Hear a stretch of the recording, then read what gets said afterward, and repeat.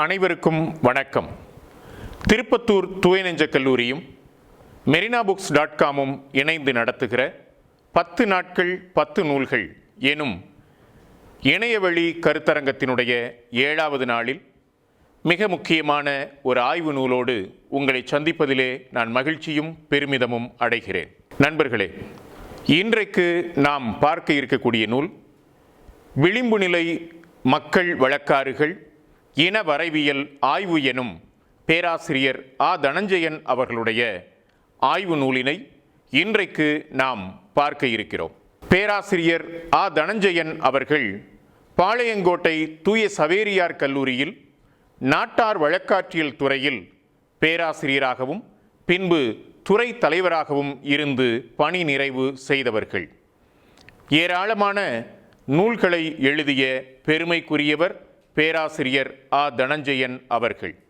அவருடைய நூல்கள் குலக்குறியியலும் மீனவர் வழக்காறுகளும், சங்க இலக்கியமும் பண்பாட்டுச் சூழலியலும், தமிழ்ச் சமுதாயத்தில் நாட்டார் கலைஞர்கள், தீண்டாமையும் மனித உரிமைகளும், தமிழில் இலக்கிய மானிடவியல் உள்ளிட்ட நூல்களை எழுதியவர் பேராசிரியர் தனஞ்சயன் அவர்கள். விளிம்பு நிலை மக்கள் வரலாறு குறித்த இந்த நூலினை நியூ செஞ்சுரி புத்தக நிறுவனம் வெளியிட்டிருக்கிறது. 2015ஆம் ஆண்டு முதற் பதிப்பு வெளியிடப்பட்டிருக்கிறது. 268 பக்கங்களை கொண்ட இந்த நூல் தமிழ் இலக்கியத்தில் தமிழ் பண்பாட்டு ஆய்வில் மிக முக்கியமான ஆய்வு நூல்.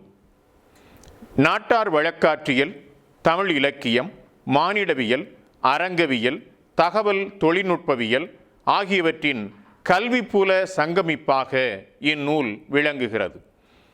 12 கட்டுரைகள் அடங்கிய தொகுப்பு இந்நூல். தூய சவேரியார் கல்லூரியினுடைய நாட்டார் வழக்காற்றியல் துறை தமிழ் சமூகத்திற்கு அளித்திருக்கக்கூடிய கொடை அளப்பரியது. பேராசிரியர் லூர்து, தனஞ்சயன், செல்லப்பெருமாள், ராமச்சந்திரன், தர்மராஜன், ஸ்டீபன் உள்ளிட்ட ஏராளமான பேரை தமிழ் ஆய்வுலகிற்கு அளித்த பெருமை நாட்டார் வழக்காற்றியல் துறைக்கு உண்டு. பேராசிரியர் சிவசுப்பிரமணியன், இன்னொரு பேராசிரியர் சிவசு, செந்தி நடராஜன், தீசு நடராஜன், ராமசாமி என்று பெரிய அறிஞர் பட்டாளமே அங்கு உண்டு. அதனால் தென் பகுதி சற்றே கனதியாகத்தான் இருக்கிறது. எனது பெரு விருப்பம் அந்த தென் பகுதியை போன்றே தமிழகத்தின் கிழக்கும் மேற்கும் வடக்கும் ஆக வேண்டும் என்பதுதான். பல ஆண்டுகளுக்கு முன்பு நாட்டார் வழக்காற்றியல் துறை நடத்திய விளிம்பு நிலை ஆய்வுகள் சபால்டன் ஸ்டடீஸ் குறித்த 5 நாள் பயிலரங்கத்திற்கு மாணவராக போயிருந்தேன். அதுதான் எனக்கு தெரிந்து ரியல் ஒர்க் ஷாப். ஆய்வாளர்கள் பாளையங்கோட்டையிலே இருக்கக்கூடிய நாட்டார் வழக்காற்றியல் துறைக்கு ஒரு முறையாவது அவசியம் போய் வர வேண்டும். இயன்றால் 2-3 நாட்கள் அங்கே தங்கி அந்த கல்லூரியினுடைய நாட்டார் வழக்காற்றியல் துறையினுடைய நூலகத்தை பயன்படுத்த வேண்டும் என்பது என்னுடைய பணிவான வேண்டுகோள். இப்போது நூலுக்குள். நண்பர்களே, இந்த நூல் 4 பகுதிகளாக பகுக்கப்பட்டிருக்கிறது.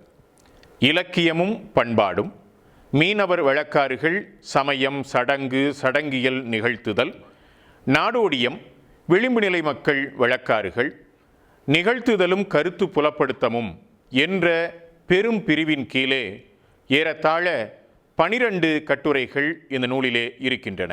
விளிம்பு நிலை வழக்காறுகள் எனும் இந்த நூலின் ஆசிரியர் பேராசிரியர் தனஞ்சயன் அவர்கள் ஏறத்தாழ 12 பக்க முன்னுரையை எழுதியிருக்கிறார். இந்த கனதிமிக்க ஆய்வு நூலினுடைய திறவுகோல் சாவி இந்த முன்னுரையில்தான் இருக்கிறது என்று எனக்கு தோன்றுகிறது. கோட்பாடுகளை பயன்படுத்தி ஆய்வுகளை மேற்கொள்வதை குறித்து சில சிந்தனைகளை நம் முன் வைக்கிறார் பேராசிரியர் தனஞ்சயன் அவர்கள்.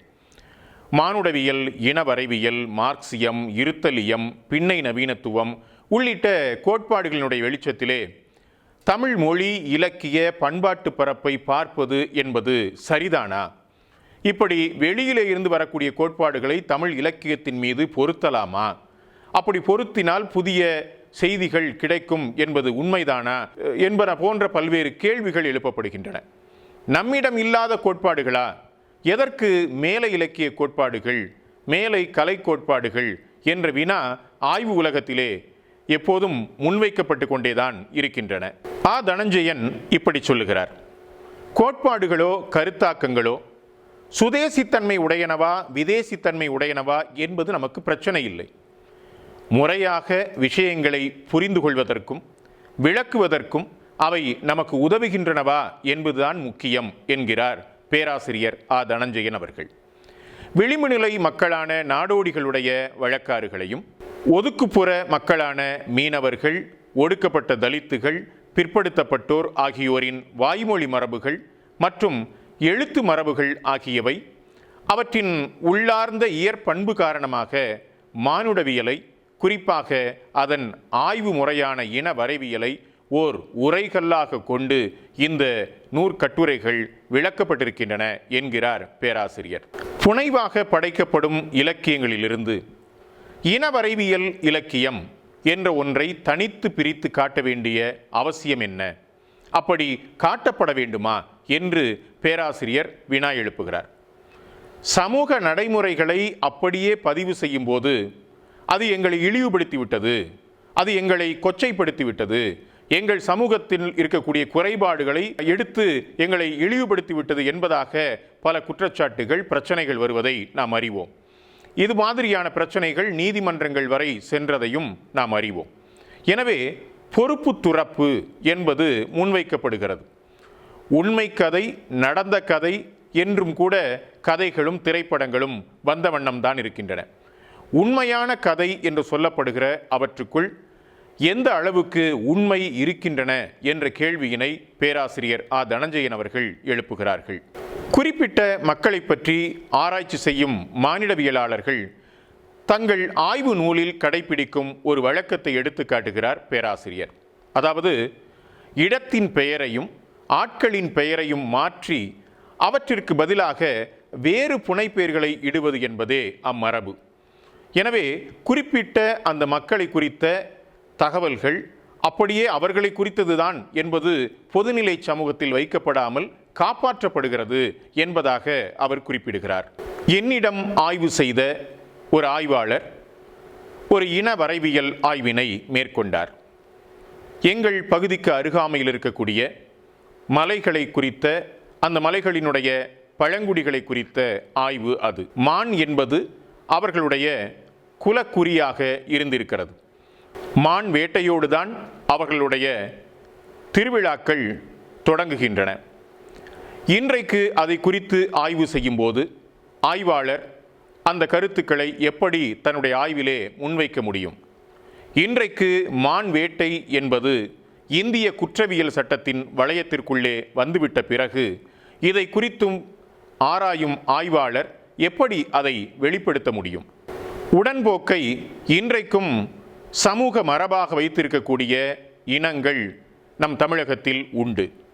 அவற்றை குறித்து ஒரு ஆய்வாளர் கட்டுரை எழுதிவிட்டார் என்பதற்காக எங்கள் இனத்தை பொதுவெளியிலே கேவலமாக பதிவிட்டு விட்டார் என்று எழுந்த பிரச்சனையையும் நான் உங்கள் மத்தியிலே கவனத்திற்கு கொண்டு வர விரும்புகிறேன். உண்மை சம்பவங்கள் படைப்பாளியின் கற்பனைக்கு ஏற்ப தனது நோக்கத்திற்கு இயைந்து வாசகனின் எதிர்பார்ப்புக்கு ஏற்ப ஒரு போன்மை உலகமாகவே அது இடம்பெறுகிறது. வாழ்வியல் அம்சங்களை பெரிதும் உள்ளே வரவு வைத்து கொண்ட படைப்புகளை யதார்த்த இலக்கிய படைப்புகள் என்று சொல்லலாமே, ஏன் இன வரைவியல் படைப்பு என்று தனித்து சொல்ல வேண்டும் என்ற கேள்வியை எழுப்பி, இல்லை, யதார்த்த படைப்புகள் என்று சொல்லுவது மேலோட்டமானது.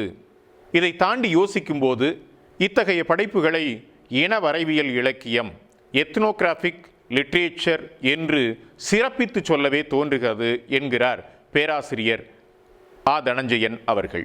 இன வரைவியல் இலக்கியம் என்றால் என்ன? குறிப்பிட்ட இடப்பரப்பில் வாழும் இனக்குழுக்கள் அல்லது குறிப்பிட்ட சாதியினர் அல்லது ஓர் ஊர் என்னும் எல்லைக்குள் பரஸ்பர பகிர்வுகளோடும் முரண்களோடும் வாழும் பல்வேறு சாதியினர் அல்லது பால், வயது, தொழில் என்பன போன்ற கூறுகளின் அடிப்படையில் தனித்து நோக்கப்படும் குழுவினர் மக்கள் வாழ்க்கையில் தானும் ஒருவராக வாழ்ந்து அல்லது பங்கேற்று உற்று நோக்கியதன் அடிப்படையில் பெற்ற அனுபவங்களையும் திரட்டிய பண்பாட்டு தரவுகளையும் கொண்டு தனது சமூகமயமான நோக்கத்தை மையப்படுத்தி ஒருவன் படைக்கும் இலக்கிய வடிவத்தையே இன வரைவியல் இலக்கியம் என்று சிறப்பு முன்னொட்டு கொடுத்து குறிப்பிடலாம் என்கிறார் பேராசிரியர் ஆ தனஞ்செயன் அவர்கள். இந்த இன வரைவியல் இலக்கியம் என்பதனை பேராசிரியர் பழமலை அவர்களுடைய சனங்களின் கதை என்கிற கவிதையின் வாயிலாகவும், பாமா அவர்களுடைய கருக்கு என்கிற புதினத்தின் வாயிலாகவும் ஆராய்ந்ததாக பேராசிரியர் குறிப்பிடுகிறார். தனி மனிதர்களை பற்றிய கதையாடல்கள் கூட இன வரைவியலாக அமையலாம் என்ற டென்சினின் கூற்றை மேற்கோளாக எடுத்துக்காட்டுகிறார் பேராசிரியர் தனஞ்செயன் அவர்கள். சமூகவியல், மானுடவியல் பின்னணி இல்லாத கவிஞர்களும் எழுத்தாளர்களும் இன வரைவியல் கவிதைகளையும் இன வரைவியல் கதைகளையும் எழுதுகிறார்கள் எனில் அதற்கு மறைமுக நேர்முக தூண்டல்களில் தலித் இலக்கியம், தலித் இயக்கம் ஒன்றாக அமைகின்றது என்கிறார் பேராசிரியர் ஆ தனஞ்செயன் அவர்கள். இன வரைவியல் ஆய்வு முறை தமிழுக்கு வந்த வரலாற்றையும் அவர் எடுத்துக்காட்டுகிறார். சமூகவியல், மானுடவியல் போன்ற சமூக அறிவியல்களின் நெறிமுறை பின்னணியோடு அணுகும் ஆய்வு மரபு பேராசிரியர் நா வானமாமலை போன்றோரால் தொடங்கப்பட்டு அது வேரூன்றப்பட்ட நிலையையும் எடுத்து காட்டுகிறார். இன வரைவியலன் தன்னுடைய களப்பணி பிரதேசத்தில் எதிர்பாராத வகையில் சந்திக்கும் நிகழ்ச்சியை இன வரைவியல் எதிர்க்கை, எத்னோகிராபிக்கல் என்கவுண்டர் என்பார்கள் என்று பேராசிரியர் ஆ தனஞ்செயன் குறிப்பிடுகிறார். அது என்ன இன வரைவியல் எதிர்க்கை? பல ஆண்டுகளுக்கு முன்னால் மேற்கத்திய ஆய்வாளர் ஒருவர் தமிழகத்திற்கு ஆய்வு செய்ய வந்திருந்தார். அவர் ஒரு நிகழ்வை கண்டு வியந்தார். அவருக்கு உணவு கட்டி கொடுத்த சமையலர் அந்த உணவோடு ஒரு கரித்துண்டையும் வைத்து கொடுத்து அனுப்பியிருக்கிறார். இது எதற்கு கரித்துண்டு என்று கேட்டதற்கு, கொண்டு போகிற உணவின் மீது வந்து படுகிற கெட்ட ஆவிகள், பிசாசுகள், பேய்கள் இவற்றை விலக்கிவிடக்கூடிய வல்லமை, மாந்தரீக தன்மை கரித்துண்டுக்கு உண்டு என்று அந்த சமையலர் கூறியதாக எடுத்துக்காட்டுகிறார். இன்றைக்கும் நம் சமூகத்தில் இறைச்சி, மீன் போன்ற உணவுகளை ஒருவருடைய கையிலே கொடுத்து அனுப்புகிற போது அந்த உணவோடு சேர்த்து ஒரு சிறு கரித்துண்டையும் போட்டு அனுப்புவது வழக்கத்தில் இருக்கிறது என்பதையும் அவர் எடுத்து காட்டுகிறார். அதைப்போல இன்னொரு இன வரைவியல் எதிர்க்கையை எடுத்து காட்டுகிறார் பேராசிரியர் தனஞ்செயன் அவர்கள். அறிஞர் தோ பரமசிவம் அவர்களுடைய பண்பாட்டு அசைவுகள் எனும் நூலிலே ஒரு நிகழ்வினை எடுத்து காட்டுகிறார். ஒரு இழவு வீடு. இளைஞன் ஒருவன் மரணித்து விட்டான். அவனுடைய மனைவி அருகிலே அமர்ந்து அழுது கொண்டிருக்கிறாள். உறவினர்கள் எல்லாம் சுற்றி அழுது கொண்டிருக்கிறார்கள். வீட்டுக்கு வெளியே அந்த சமூகத்தைச் சேர்ந்த ஆண்கள் சோகத்தோடு அமர்ந்திருக்கிறார்கள். இந்த கட்டத்திலே அந்த சமூகத்தின் ஒரு வயதான கிழவி ஒருத்தி கையிலே ஒரு சொம்பு தண்ணீரை எடுத்துக்கொண்டு வந்து அந்த வீட்டு வாயிலுக்கு முன் நிற்கிறாள். எல்லோரும் அவளை திரும்பி பார்க்கிறார்கள். அந்த சொம்பு தண்ணீரை வாசலிலே வைத்துவிட்டு தான் கையிலே மறைத்து எடுத்து வந்திருந்த பிச்சிப்பூவை நீரிலே இடுகிறாள். எல்லோரும் உற்று கவனித்து பார்க்கிறார்கள். இரண்டாவது பிச்சிப்பூவையும் அந்த கிழவி தண்ணீரிலே இடுகிறாள். இப்போதும் பார்வையாளர்களுடைய கவனம் முழுவதும் அந்த நிகழ்வில் இருக்கிறது. மூன்றாவதாக ஒரு பிச்சிப்பூவையும் இடுகிறாள். பின்னர் 3 பிச்சிப்பூக்களையும் கையிலே எடுத்துக்கொண்டு தண்ணீரை கீழே கொட்டி வைத்துவிட்டு சொம்பை எடுத்துக்கொண்டு வீட்டிற்குள்ளே போகிறாள். வெளியிலே அமர்ந்திருந்த ஆண்கள் எல்லாம் ஐயையோ பாவம், இப்படி ஆயிற்றே என்று பரிதாபப்படுகிறார்கள். அந்த கூட்டத்திலே இருந்த அறிஞர் தோ பரமசிவம் அவர்கள் இது என்ன நிகழ்வு என்று கேட்கிறார். அங்கே இருந்த ஒரு பெரியவர் குறிப்பிடுகிறார், இறந்து போன இளைஞனுடைய மனைவி 3 மாத கர்ப்பிணியாக இருக்கிறாள் என்கிற செய்தியைத்தான் அந்த கிழவியினுடைய செய்கை காட்டியது என்பதாக அவர் குறிப்பிடுகிறார். அறிஞர் தோப்பா கேட்கிறார், அந்த பெண் 3 மாத கர்ப்பிணியாக இருக்கிறார் என்கிற செய்தியை ஊராருக்கு அறிவிக்க வேண்டிய அவசியம் என்ன என்று கேட்கிறார். அதற்கு அந்த பெரியவர் சிரிப்போடு சொல்லுகிறார், என்னப்பா இப்படி கேட்கிறாய்? 7 மாதம் கழித்து அந்த பெண் குழந்தை பெற்றாள், எப்படி பெற்றாள் என்று நீ கேட்க மாட்டாயா என்று சிரித்து கொண்டே கேட்கிறார். இந்த நிகழ்வினை தோப்பா அவர்கள் தன்னுடைய நூலிலே பதிவு செய்திருக்கிறார். அதை பேராசிரியர் தனஞ்சயன் அவர்கள் தன்னுடைய ஆய்வு நூலில் இந்த இன வரைவியல் எதிர்க்கை என்பதற்கான எடுத்துக்காட்டாக காட்டுகிறார் என்பதை நாம் கவனிக்க வேண்டும். கரிசல் இலக்கியத்தினுடைய முன்னத்தி ஏறாக கொண்டாடப்படுகிற எழுத்தாளர் கி. ராஜநாராயணன் அவர்களுடைய சாவு என்னும் சிறுகதையை குறித்தும் பேராசிரியர் தனஞ்சயன் அவர்கள் எடுத்துக்காட்டுகிறார். ராமானுஜ நாயக்கர் என்னும் இளைஞர் மாரடைப்பால் இறக்க ஜக்கம்மா என்கிற அவனுடைய இளவயது மனைவிக்கு தாலி அறுக்கும் சடங்கு நடைபெறுகிறது. வயதான கிழவி ஒருத்தி சாப்பிடும் வெண்கல தாளத்தை கொண்டு வந்து எல்லோருக்கும் முன்னால் பிடித்து கண் கண் கண் என்று தட்டி ஓசை எழுப்புகிறாள். தாலி அறுக்கப் போகும் இந்த சுமங்கலி முழுகாமல் இருக்கிறாள் என்பதனுடைய அர்த்தம் அது என்று கி. ராஜநாராயணன் தன்னுடைய அந்த சாவு என்கிற கதையிலே எடுத்து காட்டுகிறார். ஒரு சமூக வழமை, ஒரு குறிப்பிட்ட இனத்திற்குள்ளே இருக்கக்கூடிய சமூக வழமை எவ்வாறு இலக்கிய படைப்பிலே முன்வைக்கப்படுகிறது என்பதற்கு எடுத்துக்காட்டாக இந்த நிகழ்வை சுட்டிக்காட்டுகிறார் பேராசிரியர் தனஞ்சயன் அவர்கள். கீரா அந்த கதையில் ஒப்பாரியை கொண்டு வருகிறார். இன வரைவியல் செய்திகளை எப்படி இணைக்கிறார் என்றெல்லாம் தனஞ்சயன் அவர்கள் எடுத்து காட்டுகிறார்.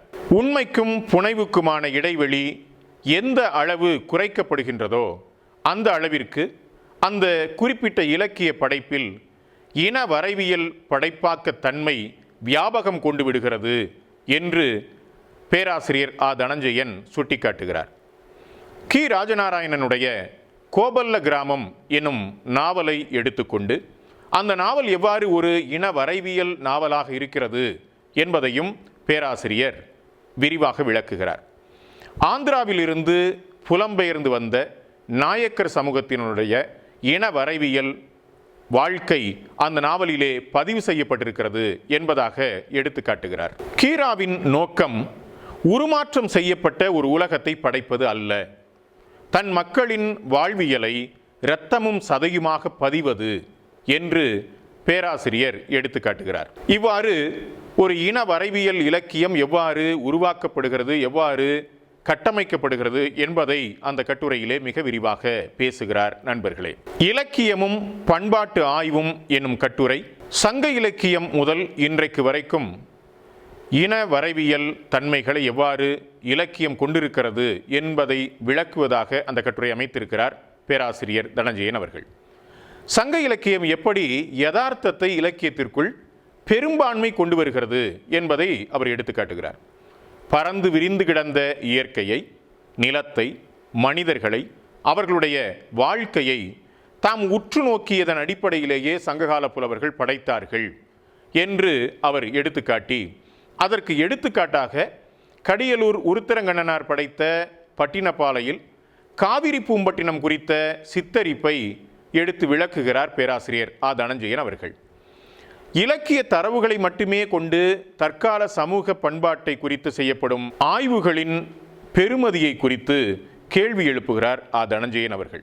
இலக்கிய பணுவல்கள் சித்தரிக்கும் யதார்த்த உலகம் உண்மையில் யதார்த்த உலகமே அல்ல, மாறாக அதற்கு இணையாக கற்பனை உலகத்தையே ஆய்வாளர்கள் யதார்த்த உலகமாக பார்த்திருக்கிறார்கள் என்று விமர்சிக்கிறார் தனஞ்சயன் அவர்கள்.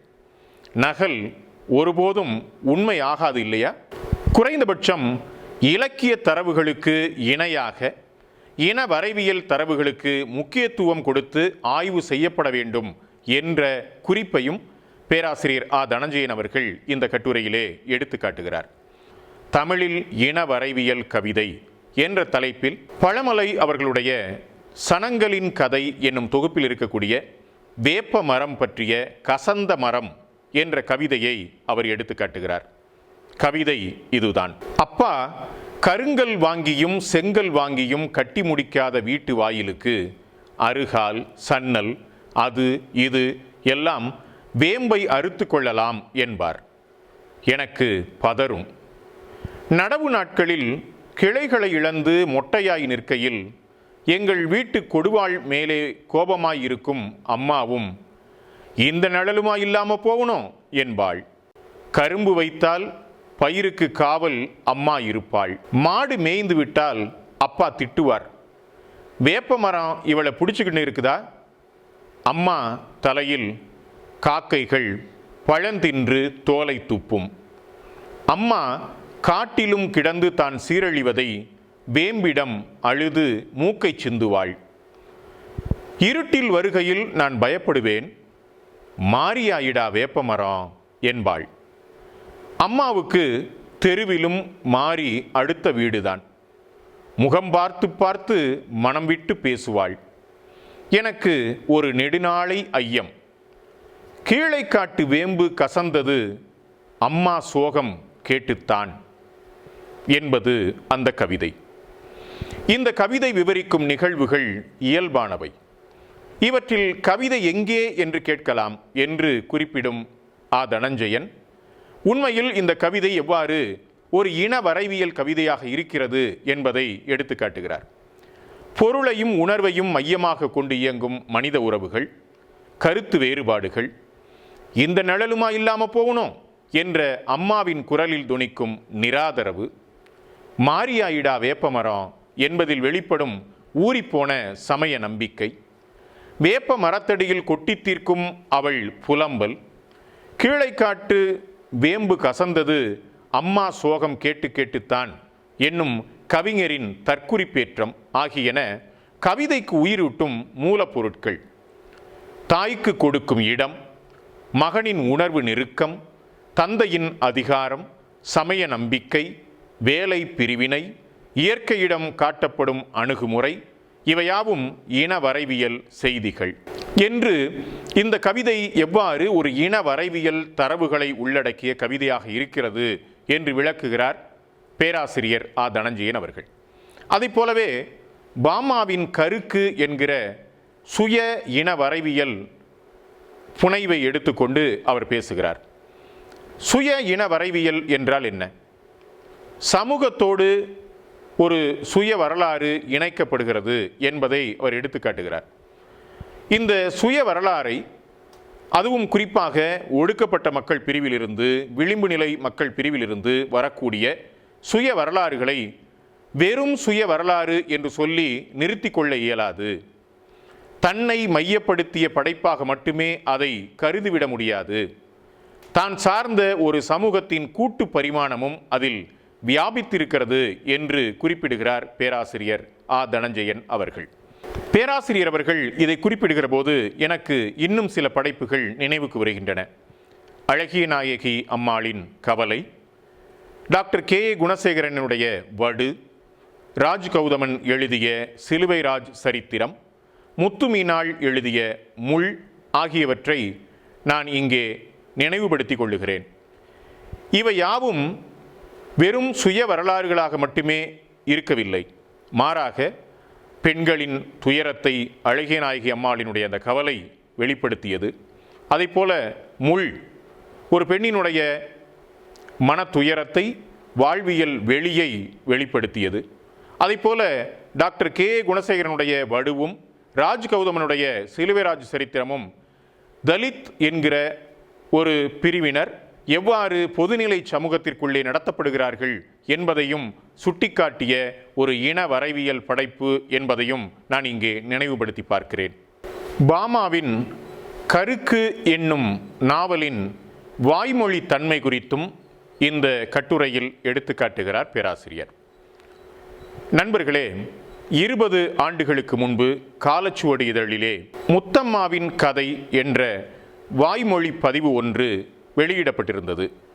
முத்தம்மா என்கிற ஒரு பெண்ணினுடைய முழு வாழ்க்கை சித்திரமும் அவளுடைய மொழியிலேயே பதிவிடப்பட்டிருந்தது. இதை நாங்கள் முதுகலை மாணவர்களாக இருந்த காலத்தில் படித்து பகிர்ந்து கொண்டிருக்கிறோம் நண்பர்களோடு. இதை எங்களுடைய பேராசிரியர் வி அரசு அவர்களோடு பகிர்ந்து கொண்ட போது, முதலாம் ஆண்டு விடுமுறையில் தமிழகத்தின் பல்வேறு பகுதிகளில் இருந்து வந்து சென்னை பல்கலைக்கழகத்தில் படித்த மாணவர்களிடம் அவர் ஒரு பணியினை கொடுத்தார். அவர்கள் ஊரிலே இருக்கக்கூடிய குடித்தொழில் செய்பவர்கள் அவர்களை சந்தித்து அவர்களுடைய முழு வாழ்க்கையையும் எழுத்திலே பதிவு செய்து கொண்டு வாருங்கள் என்று ஒரு பணியினை தந்திருந்தார். குடித்தொழில் செய்பவர்கள், விளிம்பு நிலை மக்கள் என்று நாங்கள் பல்வேறு பிரிவினரை அணுகினோம். ஒவ்வொரு மாணவரும் ஒரு குடித்தொழில் செய்பவரை தேர்ந்தெடுத்து பதிவினை செய்தோம்.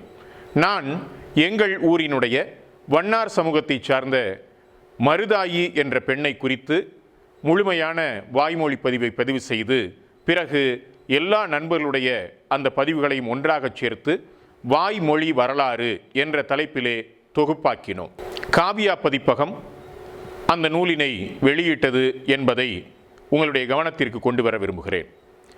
பாமாவினுடைய கருக்கு நாவலிலே உற்சாதி முரண் எவ்வாறு பேசப்படுகிறது, பள்ளர் பறையர் என்கிற இரு பிரிவினருக்கு இடையே இருந்த மோதலினை அந்த கருக்கு நாவல் எவ்வாறு சித்தரிக்கிறது என்பதை பேராசிரியர் எடுத்துக்காட்டுகிறார். கிறிஸ்தவத்திலே சாதி எவ்வாறு உட்புகுந்திருக்கிறது என்பதற்கான சான்று ஆதாரங்களையும் அவர் எடுத்துக்காட்டுகிறார். அதைப்போல பாமாவினுடைய பெண் நிலை நோக்கிலே இருந்து அந்த புதுப்பட்டி என்கிற கிராமத்தினுடைய பல்வேறு நிகழ்வுகள் எவ்வாறு நோக்கப்படுகின்றன என்பதையும் அவர் எடுத்துக்காட்டுகிறார். புதுப்பட்டி கிராமத்தினுடைய சாதி மோதல் வரலாறு கேள்வி ஞானம் மற்றும் நேரடி அனுபவத்தின் மூலம் பதிவாகி இருக்கிறது என்று பேராசிரியர் எடுத்துக்காட்டுகிறார்.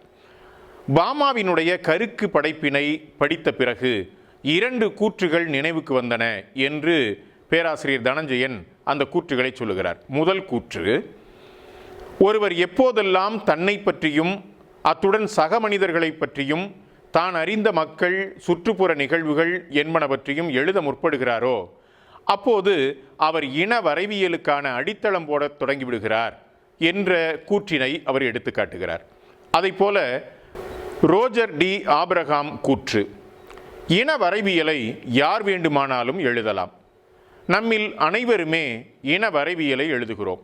அதாவது ஒரு குறிப்பிட்ட சமயத்தில் நடந்தவற்றை பற்றி பின்னர் நினைத்து பார்த்து விவரிப்பதற்கும் நடந்து கொண்டிருப்பவை பற்றிய தீர்ப்புகளை எடுத்துரைப்பதற்கும் போதுமான சுய உணர்வோடு நாம் எப்போதெல்லாம் நடத்தைகளையோ நிகழ்த்துதல்களையோ உற்று நோக்குகிறோமோ அப்போதெல்லாம் நாம் இன வரைவியலை படைக்கத்தான் செய்கிறோம் என்கிற அந்த கூற்றை எடுத்துக்காட்டுகிறார்.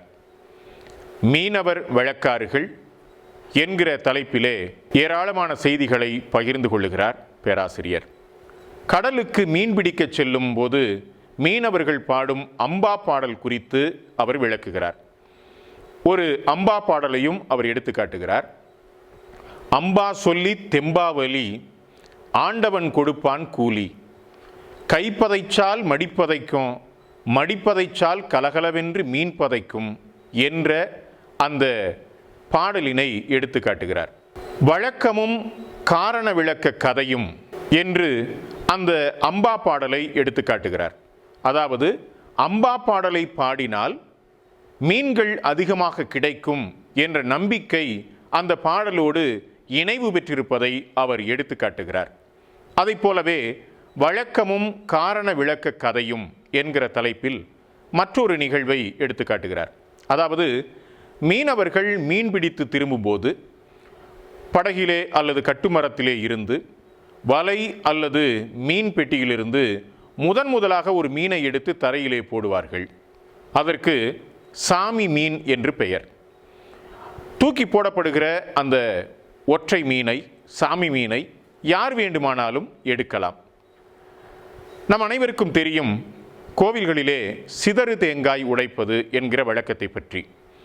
சிதறு தேங்காய் உடைக்கிற போது அதனை யார் வேண்டுமானாலும் எடுக்கலாம். அறிவொளி இயக்க வீதி நாடகங்களில் நான் நடித்து கொண்டிருந்த போது ஒரு நாளைக்கு 4 அல்லது 5 இடங்களிலே வீதி நாடகங்களை நடத்துவோம். தெருக்களில், முச்சந்திகளில், கோவில் முன்பு, பள்ளிக்கூடங்களில் என்று பல இடங்களிலே அந்த நாடகங்களை நடத்துவோம். ஒரு கோவிலுக்கு முன்னால் நாடகம் நடித்து கொண்டிருந்தோம். முன்னால் ஒரு காட்சி போய்கொண்டிருக்கிறது. அந்த காட்சியினுடைய பின்பக்கமாக சுவராக 4-5 நண்பர்கள் நின்று கொண்டிருந்தோம். அந்த சுவரினுடைய ஒரு செங்கலாக நானும் இருந்தேன். நாங்கள் நாடகத்தை நடத்திய இடம் ஒரு கோவில் முன்பு. அந்த கோவிலிலே சிதறு தேங்காய் உடைக்கிற சத்தம் கேட்டது. காட்சியை நான் கண்டேன். ஒரு செங்கல் சுவரிலே இருந்து பிரிந்து நேரடியாக சென்று தேங்காயை பொறுக்கி எடுத்து கொண்டு வந்து மறுபடியும் சுவராக்கிவிட்டது. அன்றைக்கு இரவு இயக்குனர் அந்த செங்கலை வறுத்தெடுத்து விட்டார். அந்த செங்கல் சிதறு தேங்காய் பொறுக்கியது என்பதை நான் இங்கே நினைத்து பார்க்கிறேன். இந்த சிதறு தேங்காய் பொறுக்குவது, சிதறு தேங்காய் எடுப்பது என்பது மிகச் சாதாரணமாக வழக்கத்திலே இருந்தது. இன்றைக்கு அந்த சிதறு தேங்காய் உடைப்பதை கூட குத்தகைக்கு விட்டுவிட்டார்கள் என்பதை நாம் சிந்தித்து பார்க்கலாம். சரி, சாமி மீன் கதைக்கு வருவோம். இதற்குள் ஒரு கதை. தாடி அழகன் என்பவன் ஒரு மீனவன். அவனுடைய மனைவி அதிகாலையில் வாசல் தெளித்து கோலம் போட்டு குப்பைகளை வாரி குப்பை மேட்டிலே கொண்டு போய் போட வருகிறாள். அப்போது கடலை திரும்பி பார்க்கிறாள். கடலிலே கருப்பு நிற வௌவால் மீன்கள் பறப்பதை காண்கிறாள். உடனே தன்னுடைய கணவனை அழைத்து அவனுடைய தம்பி தலைப்பாக்கட்டி என்பவனையும் அழைத்து கொண்டு கடலுக்குள்ளே போ என்று சொல்லுகிறாள். அவனும் தன்னுடைய தம்பியை அழைத்து கொண்டு கடலுக்கு போகிறான். தம்பியினுடைய கட்டுமரம் கடலுக்குள்ளே போய்விட்டது. தாடி அழகனுடைய கட்டுமரம் முன்னும் போகவில்லை, பின்னும் போகவில்லை. ஆண்டவனை வேண்டினான். இது என்னப்பா சோதனை என்று இறைஞ்சி நின்றான். ஆண்டவர் ஒரு சாமியார் வடிவிலே வந்தார். அவர் சொன்னார், பிச்சாவரத்திலே உள்ள என் ஆலயம் கூரையாக இருக்கிறது. நிறைய மீன் கிடைத்தால் அந்த ஆலயத்திற்கு திருப்பணி செய்வாயா என்று வந்தவர் கேட்கிறார். இவனும் சரி செய்கிறேன் என்கிறான். வந்த சாமியார் கட்டுமரத்தை கடலுக்குள்ளே தள்ளிவிடுகிறார். உள்ளே கடலுக்குள்ளே அவனுக்கு நிறைய மீன்கள் கிடைக்கின்றன. மனமகிழ்ச்சியோடு அவன் கரைக்கு திரும்புகிறான். கரையிலே திரும்பி மீன்களை விற்று கொண்டிருக்கும் போது அந்த சாமியார் வருகிறார். எனக்கு ஒரு மீன் கொடு என்று கேட்கிறார். தாடி அழகன் கொடுக்க மறுக்கிறான். அவர் எடுக்க முனைகிறார். இவன் பறித்து உள்ளே போடுகிறான். சிறிது நேரம் கழித்து தாடி அழகன் அசந்திருந்த வேளையிலே ஒரு மீனினை தூக்கி கொண்டு ஓடுகிறார் சாமியார். தாடி அழகன் அவரை பின்னால் துரத்தி கொண்டு போகிறான். ஓடிச் சென்ற சாமியார் தன் கையிலே இருந்த மீனினை கடலை நோக்கி வீசுகிறார். உடன் நிகழ்வாக தாடி அழகன் கொண்டு வந்து கரையிலே கொட்டியிருந்த வணிகத்திற்காக கொட்டப்பட்டிருந்த அத்தனை மீன்களும் உயிர் பெற்று கடலுக்குள்ளே பாய்ந்தன. இந்த சம்பவம் ஒரு கதையாக மீனவர்கள் மத்தியிலே சொல்லப்படுகிறது. கடவுளை ஆண்டவனை ஏமாற்ற நினைத்த தாடி அழகனுக்கு ஆண்டவன் கொடுத்த தண்டனையாக இதை கருதிய மீனவர்கள் அன்றிலிருந்து கடலிலே இருந்து கரைக்கு வருகிற போது முதல் மீனை எடுத்து சாமி மீன் என்று தரையிலே எறிவார்கள். அதை யார் வேண்டுமானாலும் எடுத்துக்கொள்ளலாம். எடுத்துக்கொள்பவர் ஒரு மீனவராகவோ அல்லது மீனவர்களுடைய உறவினராகவோ இருப்பார்கள், அல்லது தெரிந்தவர்களாக இருப்பார்கள் என்கிற செய்தியினை பேராசிரியர் ஆ. தனஞ்சயன் அவர்கள் எடுத்து காட்டுகிறார். இந்த சாமி மீனை திரும்பி வாங்குகிற, திரும்பி பறிக்கிற வழக்கம் இல்லை. இந்த வழக்கம் இன்றைக்கும் இருக்கிறது என்பதாக பேராசிரியர் ஆ. தனஞ்சயன் அவர்கள் எடுத்து காட்டுகிறார்கள். அதை போல இன்னொரு கட்டுரை, சங்ககாலம் முதல் இன்று வரை மீனவரின் சுறாமுள் வழிபாடு என்கிற தலைப்பிலே சுறாமுள் வழிபாடு எவ்வாறு மீனவ பரதவ சமூகத்திற்குள்ளே இருக்கிறது என்பதை அவர் எடுத்து காட்டுகிறார். பட்டினப்பாலை காட்டும் சுறாமுள் வழிபாட்டை குறித்தும் அவர் விரிவாக பேசுகிறார். சுறா மீன் வழிபாட்டினுடைய தன்மைகளை பேராசிரியர் ஆ. தனஞ்சயன் அவர்கள் பகுத்து காட்டுகிறார். வாட்சுறாவின் வலிமையினை பெறுவதற்கு அவர்கள் அதை வணங்குகிறார்கள். அதை வணங்குவதன் மூலம் வாட்சுறாவினுடைய வலிமையை தாங்கள் பெற முடியும் என்பதாக மீனவர்கள் நம்புகிறார்கள் என்பதையும் அவர் எடுத்து காட்டுகிறார். அதே போல மீனவர்களுடைய குலக்குறியாக இருக்கக்கூடிய இந்த சுறா மீன் குறித்த சில செய்திகளையும் அவர் தருகிறார். அதாவது குலக்குறியாக பறவையோ அல்லது விலங்கோ ஒரு இனக்குழுவுக்கு அமைந்தால் அதை கொல்லவோ தின்னவோ கூடாது என்பது ஒரு வழமை. சில விதிவிலக்குகள் இருக்கின்றன. ஒருவேளை தங்களுடைய குலக்குறியாக இருக்கக்கூடிய பறவையையோ விலங்கையோ அவர்கள் கொன்றால் அந்த குலக்குறியிடம் மன்னிப்பு கேட்க வேண்டும் என்பது வழமை. எனவே இங்கே மீனவர்கள் இந்த சுறா முள்ளினை வழிபடுவது என்பது தங்களுடைய குலக்குறியிடம் அந்த சுறா மீனை கொன்பது உண்பது என்பதற்கான மன்னிப்பாக அவர் முன்வைக்கிறார் என்பதையும் நாம் பார்க்கலாம். அதைப் போலவே 7 கன்னிமார் வழிபாட்டில் புராணமும் சடங்கியல் நிகழ்த்தலும் எனும் கட்டுரையில் மிக முக்கியமான செய்திகளை பேசுகிறார் பேராசிரியர் ஆ. தனஞ்சயன் அவர்கள்.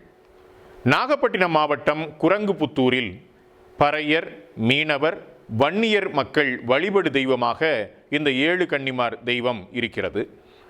அதை குறித்த ஒரு கதையினையும் இதிலே பதிவு செய்திருக்கிறார். குட்டி ஆண்டவர்கள் என்ற ஒரு 12 சகோதரர்கள் வசித்து வந்தார்கள். அவர்களுடைய அத்தை சிதம்பரம் பிச்சாவரம் காட்டிலே வசித்து வந்தார். அவருக்கு 11 பிள்ளைகள். இந்த 11 பிள்ளைகளுக்கும் குட்டியாண்டவர் சகோதரர்கள் 12 பேர் மீது பொறாமை உண்டு. ஏனென்றால் தாங்கள் 11 பேர் தான் இருக்கிறோம், அவர்கள் 12 பேர் இருக்கிறார்கள் என்கிற பொறாமை. இந்த நேரத்தில் இந்த குட்டியாண்டவர்கள் பந்து விளையாடி கொண்டிருந்த போது அது கடலிலே விழுந்து விடுகிறது. கடலிலே சென்று தேடுவதற்கு அவர்கள் தேடி பார்க்கிறார்கள். 2 சகோதரர்களை அந்த பந்தினை தேடுவதற்கு அனுப்புகிறார்கள். படைவாளி என்ற சின்ன குட்டியாண்டவர் வடதிசைக்கு செல்லுகிறார். சுக்கிரன் என்பவர் தென் திசைக்கு செல்லுகிறார். இந்த குட்டியாண்டவர் கடலிலே தாவி தாவி போகிற போது அவர் கால் வைத்த இடமெல்லாம் மணல் திட்டுகளாக மாறிவிட்டன. அப்படி கடலிலே தாண்டி சென்ற இந்த குட்டியாண்டவர் பிச்சாவரத்தை அடைகிறார். அடடா, அத்தை வீடு இங்குதானே இருக்கிறது, சற்றே ஓய்வெடுத்து செல்லலாம் என்று கருதிய பிச்சாண்டவர் அந்த குட்டியாண்டவர் அத்தை வீட்டுக்கு போகிறார். அவர்கள் வரவேற்கிறார்கள், உபசரிக்கிறார்கள், உணவிடுகிறார்கள். சாப்பிட்டு முடித்த பிறகு அந்த சகோதரர்கள் 11 பேர் இருக்கிறார்களே, அவர்கள் இந்த குட்டியாண்டவரை அழைத்து கொண்டு போய் பிச்சாவரம் காட்டு நடுப்பகுதியிலே வைத்து கொலை செய்து அதே இடத்திலேயே அவரை புதைத்து விடுகிறார்கள். பொறாமையின் காரணமாக இப்படி நடந்து கொள்கிறார்கள். இங்கே இந்த குட்டியாண்டவருடைய சகோதரர்கள் குட்டியாண்டவர் திரும்பவில்லை என்பதனால் அவரை தேடி கடல் மார்க்கமாக புறப்படுகிறார்கள். அப்படி புறப்பட்டு போன சகோதரர்கள் மலேசியாவிலே போய் இறங்குகிறார்கள். அங்கே கடற்கரையில் 7 சகோதரிகள் வசித்தார்கள். வாருங்கள் அண்ணன்மாரே என்று அவர்கள் வரவேற்க, அவர்களுடைய உபசரிப்பிலே 1 மாத காலம் தங்கி தேடி பார்த்து, அப்போதும் குட்டியாண்டவர் கிடைக்காததால் நாங்கள் போய் வருகிறோம் என்று புறப்படுகிறார்கள். அந்த 7 சகோதரிகளும் அந்த 7 கன்னிகளும் உங்களுடைய தேசத்தை பார்க்க நாங்களும் வருகிறோம் என்று ஆசைப்படுகிறார்கள், கேட்கிறார்கள். அவர்களை கட்டுமரத்திலே ஏற்றி கொண்டு தங்களுடைய இடத்திற்கு திரும்பி வருகிறார்கள் அந்த சகோதரர்கள். அப்படி வந்து இறங்கிய அந்த நாளினையும் பிறகு 1 மாத காலம் அவர்கள் அங்கே தங்கிவிட்டு தங்களுடைய நாட்டுக்கு புறப்பட்டு போகிறார்கள். அப்படி போகிற அந்த நாளையும் அந்த மீனவர்கள், அந்த சமூகத்து மக்கள் கன்னிமார் தெய்வ வழிபாடாக கொண்டாடுகிறார்கள் என்பதையும் அவர் எடுத்து காட்டுகிறார். 7 கன்னிமார்கள் வழிபடும் மக்களின் மீது வந்து இறங்கி சாமியாடுவார்கள் என்பதையும் பேராசிரியர் இந்த மீனவர் குலக்குறியை ஒட்டிய கதையிலே எடுத்து காட்டுகிறார். அதைப்போல நாடோடியம் என்னும் தலைப்பிலே பூம்பூம் மாட்டுக்காரர்கள் எவ்வாறு அலைக்குடிகளாக இருக்கிறார்கள், அவர்கள் மாட்டை கொண்டு பிச்சை எடுத்து உண்ணும் வாழ்க்கை உடையவர்களாக இருக்கிறார்கள். ஏன் அந்த வாழ்க்கையை அவர்கள் கொண்டிருக்கிறார்கள், அதை குறித்து அவர்கள் என்ன கதை சொல்கிறார்கள் என்பதை குறித்தும் அவர் ஆய்வு செய்திருக்கிறார். அந்த பூம்பூம் மாட்டுக்காரர்கள் சொல்கிறார்கள், தங்களிடம் இருக்கக்கூடிய ஒரு கதையை கொண்டு, நாங்கள் இவ்வாறு அலைகுடிகளாக நாடோடிகளாக ஊர் ஊராக சென்று பிச்சை எடுக்கும் நிலைக்கு தள்ளப்பட்டதற்கு காரணம் சாபம்தான். யாசகனாக வடிவம் தாங்கி ராமன் எங்களுடைய முன்னோர்களிடம் வந்தான், அவன் விட்ட சாபம்தான் நாங்கள் இப்படி பிச்சைக்காரர்களைப் போல அலைகிறோம் என்று ஒரு கதையினை குறிப்பிடுகிறார்கள். பூவிடையார் எனப்படும் முன்னோர்கள் நிலப்புலன்களோடு வசதியாக இருந்தார்கள். ஒரு நாள் ராமன் யாசகனைப் போல வேடம் போட்டு கொண்டு வந்து இறந்து நின்றான். இவர்கள் தர்மம் செய்ய மறுத்தார்கள். யாசகன் கெஞ்சினான், சரி, அறுவடையின் போது தருகிறோம், இப்போதுதான் விதைக்கப் போகிறோம், உனக்கு என்ன வேண்டும்? மேல் மகசூல் வேண்டுமா, கீழ் மகசூல் வேண்டுமா என்று கேட்கிறார்கள். யாசகனாக வந்திருந்த ராமன் சொல்லுகிறான், மேல் மகசூல் வேண்டும் என்று சொல்லுகிறான். அவன் சென்ற பிறகு அந்த வருடம் நிலக்கடலை விதைக்கிறார்கள் அவர்கள். அதுவும் விளைச்சலாகி அறுவடைக்கு வருகிறது. யாசகன் வந்து கேட்கிறான், இப்போது பூமிக்கு மேலே இருப்பது மேல் மகசூல், கீழே இருப்பது கீழ் மகசூல். எனவே பூமிக்கு கீழே இருக்கக்கூடிய நிலக்கடலைகளை தாங்கள் எடுத்துக்கொண்டு பூமிக்கு மேலே இருக்கக்கூடிய அந்த சருகுகளை கட்டி அவனுடைய தலையிலே வைத்து அனுப்புகிறார்கள். அனுப்புகிற போது கேட்கிறார்கள், அடுத்த ஆண்டு வா, நீ எதை விரும்புகிறாயோ தருகிறோம் என்று நக்கலாக சொல்லுகிறார்கள்.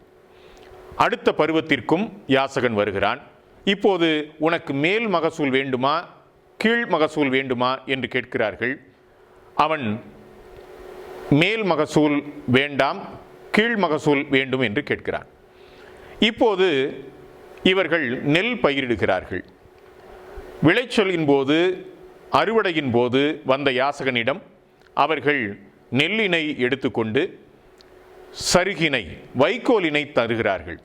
கொதிப்படைந்த அந்த யாசகன் சாபம் விடுகிறான். பசி பட்டினியோடு நீங்கள் இறந்து வாழ்வீர்களாக, சுரக்குடுக்கை கொண்டு கோவிந்தா ராமா என்று நாமத்தை சொல்லி ஊர் ஊராக திரிந்து இறந்து வாழும் வாழ்க்கை வாழுங்கள் என சாபம் கொடுத்ததாக அந்த பூம்பூம் மாட்டுக்காரர்கள் குறிப்பிடுகிறார்கள் என்பதையும் அவர் எடுத்துக்காட்டுகிறார்.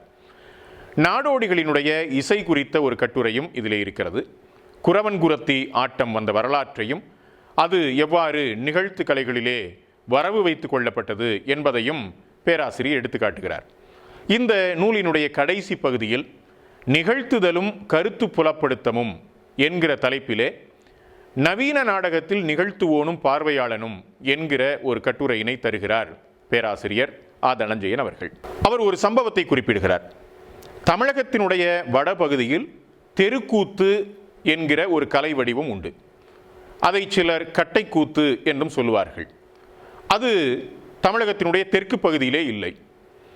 பெருங்கட்டூர் ராஜகோபால் என்கிற மிகவும் புகழ்பெற்ற கூத்து அண்ணாவியார், கூத்து வாத்தியாருடைய திரௌபதி வஸ்திராபரணம் என்னும் கூத்தை திருநெல்வேலியில் நடத்திய அந்த அனுபவத்தை பேராசிரியர் பேசுகிறார். பெருங்கட்டூர் ராஜகோபால் மிக முக்கியமான கூத்து ஆசிரியர். நெதர்லாந்து நாட்டிலிருந்து வந்து தெருக்கூத்தை பற்றி ஆய்வு செய்த ஹென்னா டி ப்ரூயின் என்கிற பெண்மணி பெருங்கட்டூர் ராஜகோபால் அவர்களை காதலித்து திருமணம் புரிந்து கொண்டு இப்போது காஞ்சிபுரத்திலே கட்டைக்கூத்து குருகுல பயிற்சி பள்ளியினை நடத்தி வருகிறார்கள் என்ற செய்தியை நான் இங்கே குறிப்பிட விரும்புகிறேன். இந்த பெருங்கட்டூர் ராஜகோபால் அவர்களுடைய குழு திருநெல்வேலியிலே திரௌபதி வஸ்திராபரணம் என்கிற அந்த கூத்தினை நடத்துகிறது. பேராசிரியர் ஆ. தனஞ்சயன் சொல்லுகிறார், அந்த கூத்து திருநெல்வேலி மக்களுக்கு புரியவே இல்லை. ஏனென்றால் அதனுடைய அழகியல், கட்டமைப்பு, வெளிப்பாடு என்பது வேறு, கருத்து புலப்படுத்தம் என்பது வேறு. எனவே அவர்களுக்கு புரியவில்லை என்கிறார். அதே போல வடமாவட்ட பகுதியிலே புரிசை என்கிற கிராமத்தில் கலைமாமணி கண்ணப்ப தம்பிரான் அவருடைய முயற்சியில் நடந்த விழாவை பற்றி குறிப்பிடுகிறார். புரிசை என்கிற அந்த கிராமத்திலே பல்வேறு நாடக கலைஞர்கள், வெளிநாட்டார், ஆய்வாளர்கள், பேராசிரியர்கள் இப்படி ஏராளமான பேர் வந்து குவிந்திருந்தார்கள். அங்கே ஏராளமான நாடகங்கள் நடந்தன. புகழ்பெற்ற கூத்துப்பட்டறையினுடைய தூத கடோத்கஜம் என்கிற நாடகம் நடந்தது. அந்த தூத கடோத்கஜம் என்கிற நாடகத்திலே கேரளாவினுடைய மிக முக்கியமான வீரக்கலையாகிய களரிப்பயிற்றை பயன்படுத்தியிருப்பார்கள். நடிகர்கள் அந்த களரிப்பயிற்று என்கிற உடல் மொழியை கொண்டு மேடைக்கு தாவி தாவி வந்து வசனம் பேசுவதாக, ஆடுவதாக, பாடுவதாக அந்த நாடகத்திலே காட்சிகள் அமைக்கப்பட்டிருக்கும். இந்த காட்சியை திறந்த வெளியிலே கால் நீட்டி அமர்ந்து பார்த்து கொண்டிருந்த அந்த புரிசை கிராமத்தினுடைய வயதான பெண்மணி அருகிலே அமர்ந்திருந்தவரிடம் இப்படி கேட்டாராம், ஏன் இப்படி எரும மாடு மாதிரி குதிக்கிறாங்க என்று கேட்டாராம்.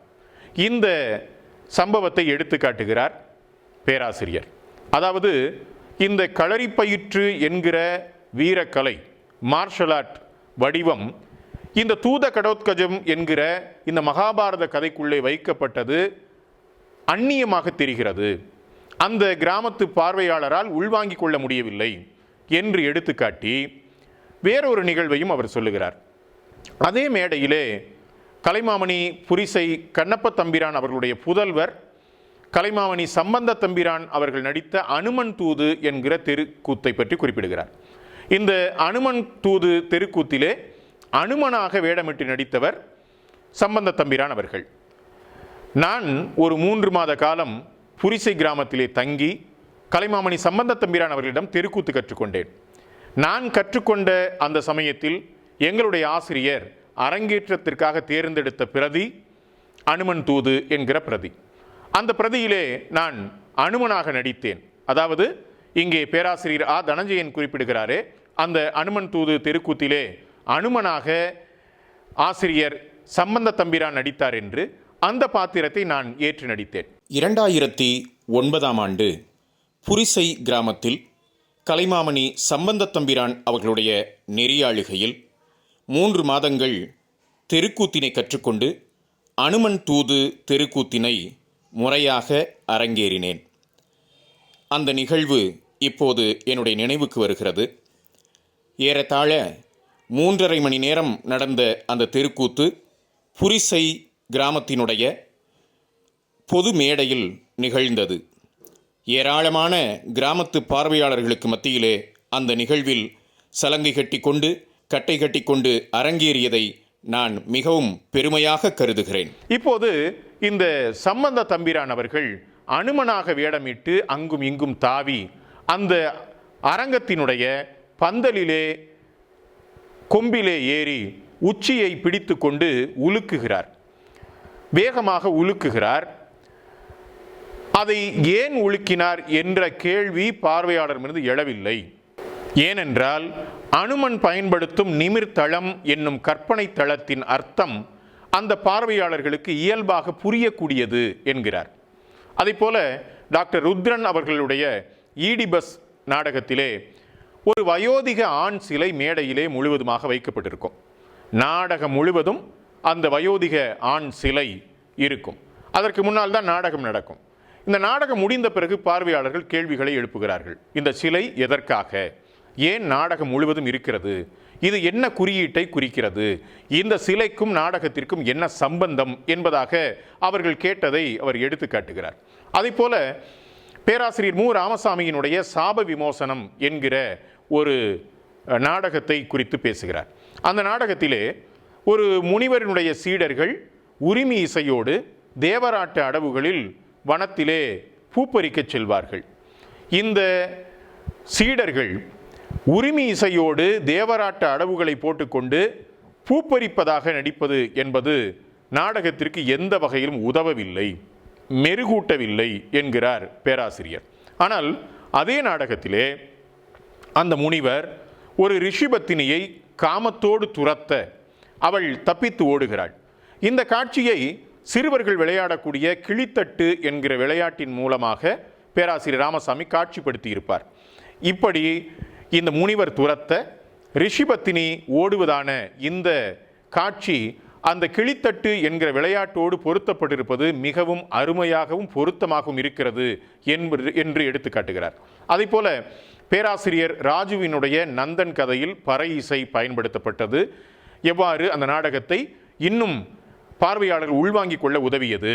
அதை போல பேராசிரியர் ராமானுஜம் அவருடைய வெறியாட்டம் நாடகத்திலே ஒப்பாரியை பயன்படுத்தி இருப்பார். அந்த ஒப்பாரி எவ்வாறு பார்வையாளர்கள் அந்த நாடகத்தினுடைய சோகத்தை உள்வாங்கிக் கொள்ள உதவியாக இருந்தது என்பதையும் அவர் எடுத்து காட்டுகிறார். இந்த கட்டுரையினுடைய கடைசியிலே பேராசிரியர் மிக முக்கியமான ஒரு பிரச்சனையை குறிப்பிட்டு இந்த கட்டுரையை நிறைவு செய்கிறார். இப்படி சொல்லுகிறார்: பார்வையாளர்களுடைய பண்பாட்டு சூழலை கவனத்தில் எடுத்துக்கொண்டு செயல்படுவது இன்றைய அரங்க கலைஞர்களின் முன் எழுந்துள்ள ஒரு பிரச்சனையாகும். இந்த பிரச்சனையை அலட்சியப்படுத்தினால் குறைந்த எண்ணிக்கையிலான ஒருங்கிணைந்த பார்வையாளர்களை மட்டுமே சார்ந்திருக்க நேரிடும். கருத்து புலப்படுத்தும் பரந்த மக்களிடம் சேராமல் சுருங்கிய வட்டத்திற்குள்ளேயே நின்றுவிடும். அத்துடன் அறிவுஜீவிகளின் சமூக அந்தஸ்துக்கான அடையாளமாகவே நவீன நாடகம் நின்றுவிடும் என்ற குறிப்போடு இந்த கட்டுரையை நிறைவு செய்கிறார் பேராசிரியர். இவ்வாறு இந்த நூல் முழுவதும் இருக்கக்கூடிய கட்டுரைகள் இன வரைவியல் கோட்பாட்டு அடிப்படையிலே வரலாற்றை, இலக்கியங்களை, கலைகளை காணும்போது புதிய வெளிச்சங்கள் கிடைக்கும் என்பதை நாம் இந்த கட்டுரைகளை படிக்கிற போது உணர்ந்து கொள்ள முடிகிறது. சமூகத்தினுடைய பல்வேறு கூறுகளை உள்வாங்கிக் கொள்ள இந்த இன வரைவியல் என்கிற கோட்பாடு எவ்வாறு உதவியாக இருக்கும் என்பதை அவர் எடுத்துக்காட்டுகிறார். நமக்கு இந்த நூல் ஆ. தனஞ்சயன் என்கிற கனதிமிக்க ஆய்வாளரை அடையாளப்படுத்துகிறது. விளிம்பு நிலை மக்கள் வழக்காறுகள் எனும் இந்த நூல் மிக முக்கியமான ஒரு ஆய்வு நூல்.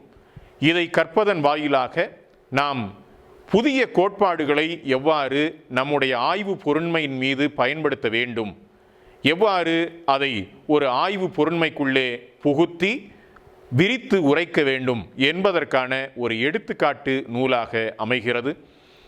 இந்த நூலினை நாம் ஆழ்ந்து கற்க வேண்டும். எந்த அளவிலே இந்த நூலினை அறிமுகப்படுத்தி உங்கள் மத்தியிலிருந்து விடைபெறுகிறேன். நன்றி, வணக்கம்.